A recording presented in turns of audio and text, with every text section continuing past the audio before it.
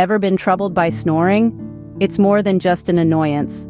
Snoring, often linked with obstructive sleep apnea, can disrupt your restful sleep, the very period when normal testosterone synthesis occurs.